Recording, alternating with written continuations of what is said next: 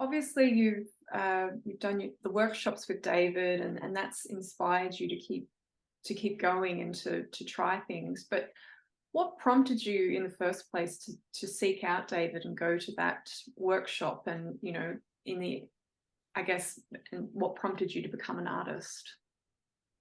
It's a funny story, and we told the story in the Courier Mail a few weeks ago in the You and Me section. And sadly, I didn't have this higher ambition.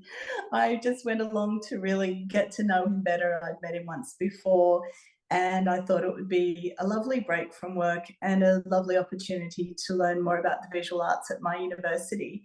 So I went along with no expectations. The first couple of days, I thought, this is nice, but it's not really for me.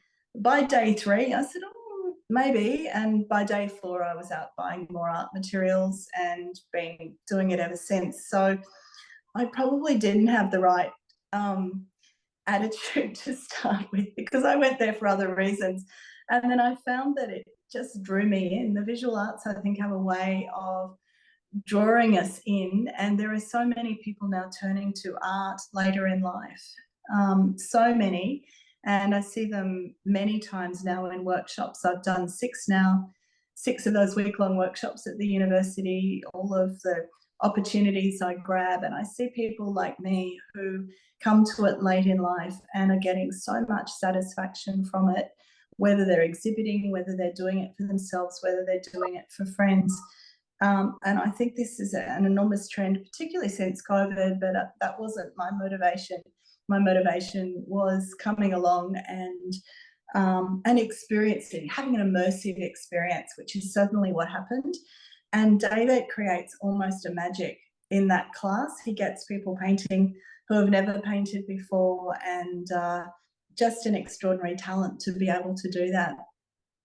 And have any other artists or art genres influenced your work, aside from David, obviously? I've been fortunate to work with some really incredible other artists, some of them similar to his work. I've learnt some really amazing techniques through people who are teaching, for example, palette knife techniques, and learning different things. And I've really enjoyed moving into those different ways of looking at the world using different methodologies. And just lately, I've done a workshop on portraits with Daniel Butterworth, and he's Archibald finalist, which was just extraordinary. And again, almost the same revelatory experience. And I've been painting portraits ever since. So yes, even though David constantly says, look, stick to the one style, I'm not sure I can do that at this stage. And I've really enjoyed trying different things, and painting portraits has been remarkable. So yeah, I think there's so much to learn, so many different things to do. But I think your description of my work earlier on is still what really draws me in, that extraordinary ability to learn how to create that a piece that reflects the way that I look at the world, which is an almost emotional response, and a feeling that you get when you're seeing a scene and drawing you into it. So and I think that's what gives me that incredible satisfaction. So every week, I only paint on the weekends because I work full time. I really look forward to it, and just don't think I've ever enjoyed anything as much as this. And as an artist, what skills have you had to develop or try or learn in your practice to get to this point? Very technical skills, so drawing, perspective. I'm fortunate my husband's a civil engineer and taught me a lot about perspective. He's my critical friend, although he says now, don't ask. But I get him to come down and check things like perspective, because they're really critical. I think you have to learn the rules in order to break them.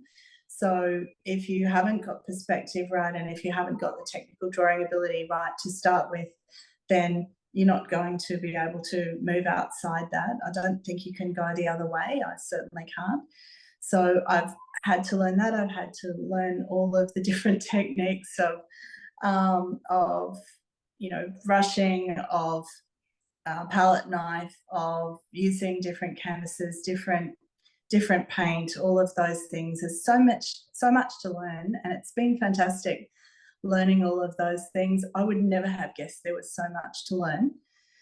But there is, and I mainly paint with acrylics, and sometimes I use mediums, and I've learned that through, again, fantastic teachers, and branched a little bit into oils as well. So, and certainly everything is very different, all the techniques are very different, and the lovely part about working at a university with visual arts section and some really strong artists, there's always somebody to ask. And if I get stuck, I call on one of my colleagues and say, look, I'm a bit stuck, could you help me? And there's always somebody, and it's a wonderful community to be part of. So I'd have to say that working at the university has influenced my practice so much as well, and having those supportive colleagues around me. Again, it's not just doing it on your own, and I certainly haven't done this on my own at all. It's been really exciting working with David and Tracy, and I've gotten to know Tracy in the last couple of years, and it's wonderful having those really supportive friends. We've been calling ourselves the Three Amigos.